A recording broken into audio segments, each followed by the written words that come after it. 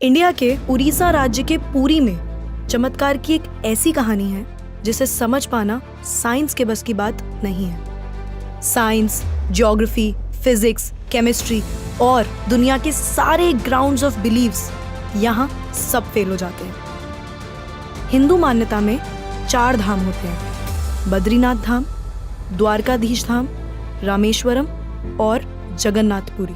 और ये कहानी है जगन्नाथपुरी की, जहाँ पे आज भी श्री कृष्ण का वास्तविक दिल धड़कता है। इस मंदिर के कुछ ऐसे रहस्य हैं जिनके बारे में सुनकर किसी के भी होश उड़ जाएंगे। वेस्टर्न कल्चर फॉलो करते करते हम एक ऐसे मोड़ पे तो आ चुके हैं जहाँ लोग भगवान के होने ना होने पे सवाल उठाने लगे हैं। पर यही सवाल अब मैं आपसे इस वीडियो के बाद पूछूंगी। आइए देखते हैं। हर मंदिर में जहाँ मूर्तियां मेटल या स्टोन से बनती हैं, वहीं जगन्नाथ मंदिर में भगवान की मूर्तियां लकड़ी से बनी हुई हैं। ऐसा क्यों? आइए बताती हूँ। 3102 बीसी में ज़ारा नाम के एक शिकारी ने शिकार करते हुए गलती से तीर श्री कृष्ण के पैर पे चला दिया, जिससे श्री कृष्ण की मृत्यु हो गई। ज़ारा ने श्री कृष्ण का देह संस्कार किया पूरे रीति रिवाजों के साथ। पर जब उनकी चिता शांत हुई तो ज़ारा ने देखा कि एक चमकने वाली मेटल की चीज अभी तक जली नहीं थी। ज़ारा को ये समझ नहीं आया था कि ये है क्या, तो उसने उसे उठाया और उसे बेचने निकल गया। पर उसको खरीदना तो दूर, किसी ने उसे हाथ भी नहीं लगाया। फिर आखिरकार ज़ारा ने हार थक कर उस मेटल की चीज को एक लकड़ी पर रखा और उसे पानी में बहा दिया। गुप्त साम्राज्य के समय अवंती के राजा इंद्रद्युम्न, जो कि विष्णु जी के बहुत बड़े भक्त थे, उन्हें एक दिन सपने में आकर विष्णु जी ने एक नदी में डुबकी लगाने को कहा और ये भी कहा कि एक लकड़ी के तने में तुम्हें उस नदी में मैं मिलूंगा। इस सपने को देखकर अगले ही दिन राजा डुबकी लगाने चले गए। डुबकी लगाते वक्त राजा को नदी में थोड़ी ही दूर एक लकड़ी का तना भी दिखा। बिना देर किए राजा तने तक पहुंचे और उस तने को महल में ले आए। फिर राजा ने कुछ बहुत नामी काश्तकारों को बुलाया, पर उनमें से कोई भी उस लकड़ी से एक मूर्ति नहीं बना पाया। कई दिन बीत जाने के बाद एक काश्तकार महल में आया और उसने राजा से कहा कि ये मूर्ति मैं बनाऊंगा, पर मेरी एक शर्त है। राजा ने काश्तकार से उसकी शर्त पूछी, क्योंकि राजा किसी भी शर्त को मानने के लिए तैयार थे। तो काश्तकार ने कहा कि ये मूर्ति बनाने के लिए मुझे पूरे 21 दिन का समय चाहिए और मैं चाहता हूँ कि 21 दिन से पहले ना तो कोई मुझसे बात करे, ना मिले और ना ही मेरे किसी भी काम में विलंब डाले। राजा ने खुशी खुशी ये शर्त मंजूर कर ली। मूर्ति बनाने का काम शुरू हुआ। रोज मूर्ति बनने की आवाजें भी आती थी, पर धीरे धीरे वो आवाजें बंद हो गई। अवंती की रानी को लगा कि शायद भूख प्यास से काश्तकार मर चुका है, इसीलिए उन्होंने जहाँ मूर्ति का काम चल रहा था उस कमरे के दरवाजे को खुलवाने की जिद की और राजा को उनकी बात माननी पड़ी। जैसे ही दरवाजा खुला तो उन्होंने ये देखा कि वहाँ कोई काश्तकार था ही नहीं।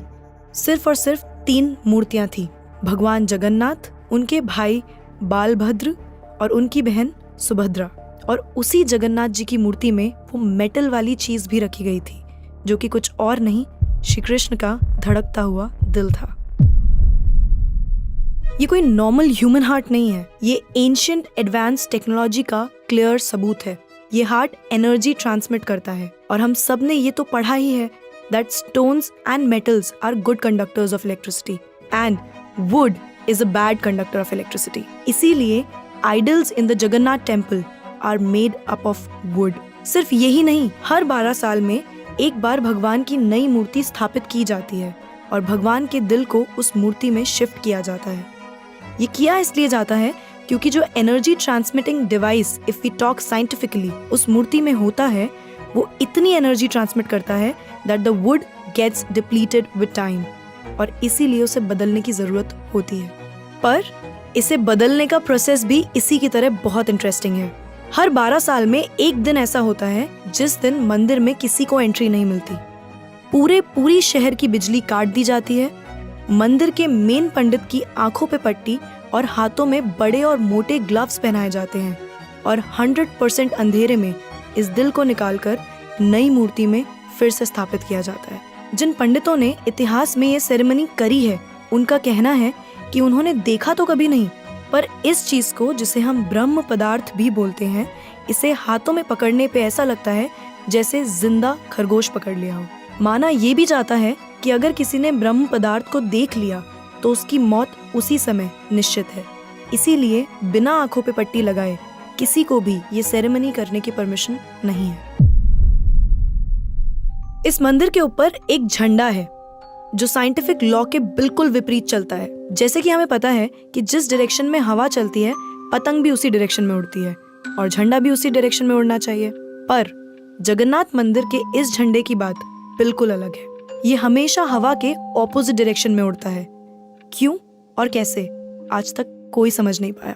इस झंडे के साथ एक और खास बात है कि इसे रोज बदलना पड़ता है। इसीलिए मंदिर के पांडु 214 फीट ऊपर लगे इस झंडे को रोज चढ़कर बदलते हैं, क्योंकि कहा जाता है कि अगर किसी दिन ये झंडा नहीं बदला गया तो मंदिर 18 सालों के लिए बंद हो जाएगा। मंदिर में आए भक्तों के बीच रोज प्रसाद बांटा जाता है।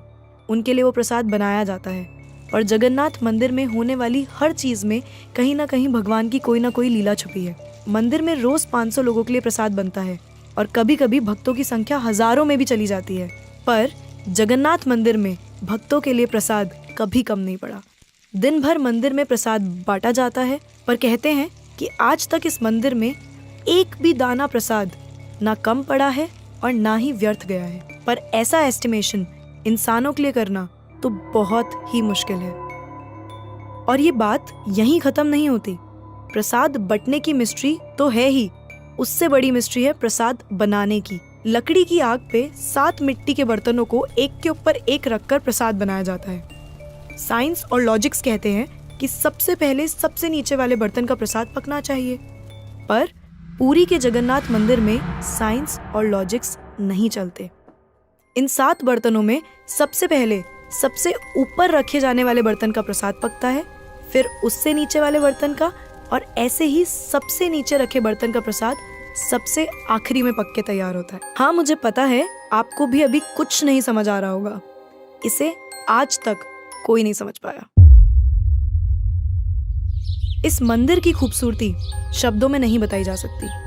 इतना बड़ा मंदिर इतने सालों पहले बिना किसी टेक्नोलॉजी के कैसे बनाया होगा। पर क्या आपको पता है 214 फीट के इस मंदिर की डोम की परछाई आज तक कभी बनी ही नहीं। Are you shocked? You must be, but it is true. Jagannath Puri temple के डोम्स की शैडो बनती ही नहीं है कभी भी, at any time of the day. और हमारी फेवरेट साइंस इस बात का भी लॉजिक नहीं ढूंढ पाई। The mystery is not over here. जैसा कि हमें पता है कि कुछ buildings, architectures and areas no fly zones होते हैं, मतलब वहाँ ड्रोन्स, एयरप्लेन्स या कोई भी मैन मेड फ्लाइंग ऑब्जेक्ट पहुंचाने की या उड़ाने की परमिशन नहीं है। पर पक्षियों को तो हम नहीं रोक सकते, उन्हें समझाना तो बहुत मुश्किल है ना। पर अगर हम जगन्नाथ टेम्पल की बात करें तो वहाँ पे ऐसा कुछ है जो शायद पक्षियों को पता है और हमें नहीं, क्योंकि इस मंदिर के ऊपर कोई भी ड्रोन, कोई भी एयरप्लेन या कोई भी पक्षी कभी उड़ता ही नहीं। आपने देखा होगा ना मंदिर के डोम्स पे या बड़ी बड़ी बिल्डिंग्स पे बर्ड्स को बैठे हुए। कभी जगन्नाथपुरी जाएंगे तो देखिएगा that birds don't rest on the roof of Jagannath temple. आप कभी भी किसी भी पक्षी को जगन्नाथ टेम्पल की छत पे या उसके डोम्स पे बैठा हुआ नहीं देखेंगे। पर कंफ्यूज करने वाली बात यह है कि कैसे एक बेजुबान पक्षी ये जानता है कि इस मंदिर के ऊपर से उड़कर नहीं जाना। All of these things sound so exciting, right? अगर आपको ये कहानी जानने में और सुनने में मजा आ रहा है और आप ऐसी ही नई नई चीजें और कहानियां जानना चाहते हो तो नेकेड ट्रुथ को सब्सक्राइब करना मत भूलना। हम आपके लिए बार बार कुछ नया लाते रहेंगे।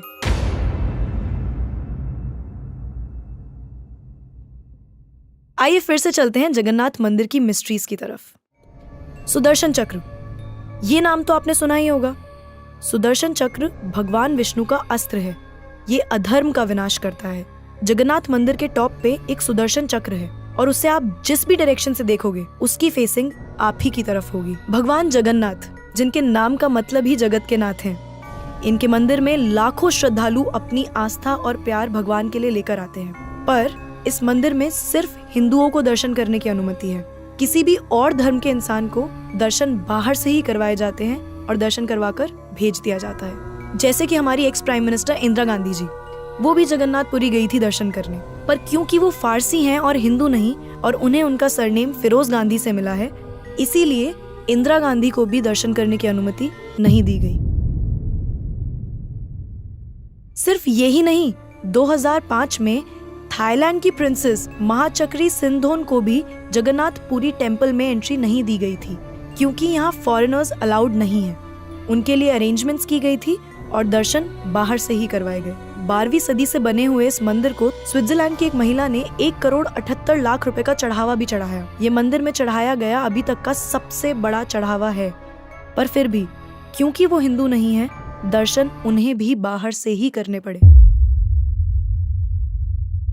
हमारे ही धर्म की इतनी सारी बातें हैं जिसके बारे में हमें कुछ पता ही नहीं। हम आंखें बंद करके किसी भी कल्चर को, किसी भी ट्रेंड को फॉलो करते जा रहे हैं। हम भूल गए हैं कि हम एक ऐसे धर्म से जुड़े हैं जिसने दुनिया में संस्कृति, सभ्यता, परंपरा और संस्कार को हमेशा जिंदा रखा है। ये सनातन धर्म है और अब हमें धर्म को बचाना है। हर साल पुरी में जगन्नाथ जी की रथ यात्रा भी निकलती है। ये 9 दिन का त्योहार होता है जिसमें भगवान श्री जगन्नाथ, देवी सुभद्रा और भगवान बालभद्र को गर्भगृह से निकालकर रथ पर बिठाकर यात्रा करवाई जाती है।